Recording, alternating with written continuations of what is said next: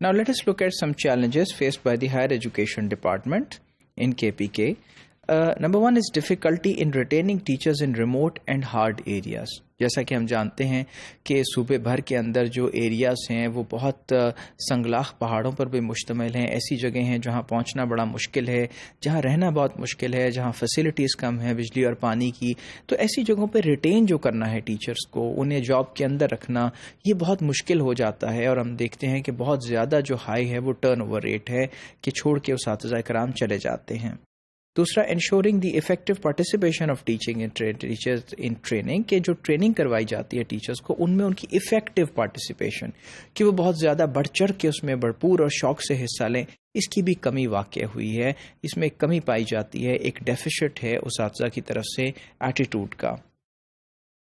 inadequate residential facilities for the teaching staff. اب teaching staff جہاں پہ کام کر رہا ہے ریموٹ ایریاز میں یا اپنے گھروں سے دور جن کی پوسٹنگ ہے, وہاں ان کے رہنے کے لیے خاطر خواہ انتظامات نہیں ہیں, جس کی وجہ سے ٹرن اوور جو ہے جاب کا اس کے اندر جو ہے وہ ایک اثر پڑتا ہے اور لوگ چھوڑ دیتے ہیں کیونکہ انہیں مشکلات جو ہیں ان کا سامنا کرنا پڑتا ہے. اس کے بعد disseminating demand driven higher education by introduction of market oriented courses at colleges. اب مارکیٹ اورینٹڈ کالجز میں جو ہم نے کورسز انٹروڈیوس کرائے ہیں اس کو ڈسیمیٹ کرنا بڑا مشکل ہے کہ وہ کیوں ڈرائیو ہو رہے ہیں ہائر ایجوکیشن کے مارکیٹ سے. سو ان میں چینجز لے کے آنا, ان کو ڈیولپ کرنا ساتھ ساتھ اس کانٹینٹ کو, اور مارکیٹ کی ڈیمانڈز کو کانسٹنٹلی میٹ کرنا از اندر چیلنج. پولیٹیکل انٹرفیئرنس بھی پائی جاتی ہے جو کہ تمام لیولز پہ ہے ڈپارٹمنٹ کے اندر, یہ ایک بہت بڑا پرابلم ہے. And then creeping fundamentalist ideologies, جو فنڈامنٹلسٹ آئیڈیالوجیز ہیں جس میں شدت پسندی ہے وہ کہیں نہ کہیں کسی نہ کسی صورت میں ہمیں موجود نظر آتی ہے اور اپنے آپ ہی ڈیولپ کرتی ہوئی بھی نظر آ رہی ہے, جو کہ یقیناً ایک مسئلہ ہے.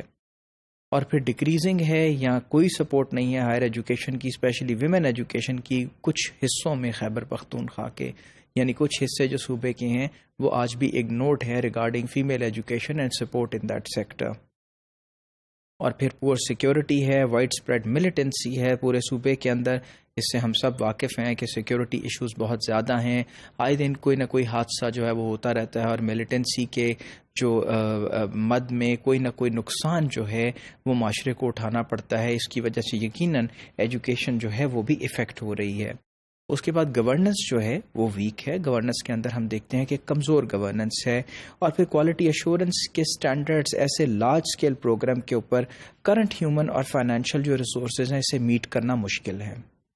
یعنی بہت پھیلال تو لیا ہے ہم نے ایجوکیشن کے ڈپارٹمنٹ کو, لیکن وہاں پہ اگر ہیومن ریسورس ابھی ناکافی ہے اور فائنانسز اگر ناکافی ہیں تو پھر اس کو بہتر طریقے سے چلانا جو ہے وہ مشکل ہو جائے گا.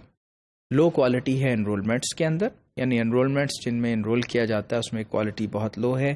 اور پور پبلک امیج جو ہے کالجز اور یونیورسٹیز کا وہ بھی ہے, یعنی کالج اور یونیورسٹیز کا جو ایک امیج ہے پبلک کے اندر, دوسرے صوبوں کے اندر اور لوگوں میں, وہ ابھی ذرا پور ہے. اس پہ بھی کام کرنے کی ضرورت ہے کہ ان کو بڑھایا جائے, چڑھایا جائے, ان کی بہترین طریقے سے جو ہے وہ مارکیٹنگ کی جائے, انٹرنیشنل لائسنس کیے جائیں, MOUs کیا جائیں.